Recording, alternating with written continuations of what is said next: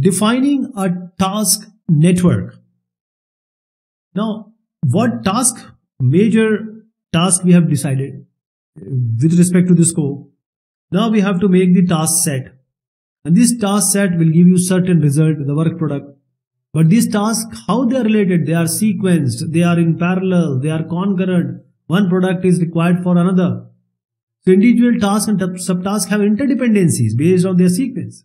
So for example, if two people are given some tasks, so when more than one people is involved, development activities and tasks may be done in parallel.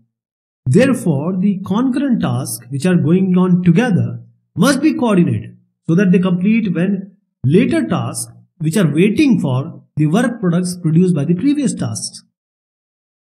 A task network or the activity network. Please remember, the task network is also called as the activity network.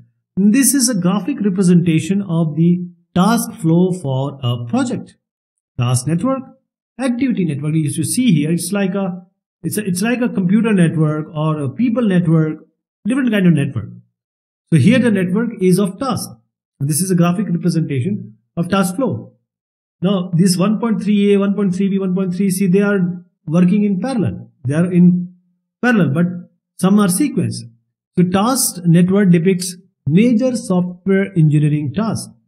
And you see here, this is a schematic task network for a concept development project. I told you about 5 projects. This is for the new technology or new business idea. Tasks that lie on the critical path. The longest path possible in this network is called the critical path.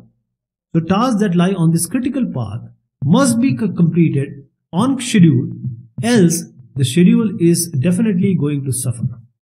You have to do all this task at the first go. Others, they may not lie on the mainstream, they can be deferred.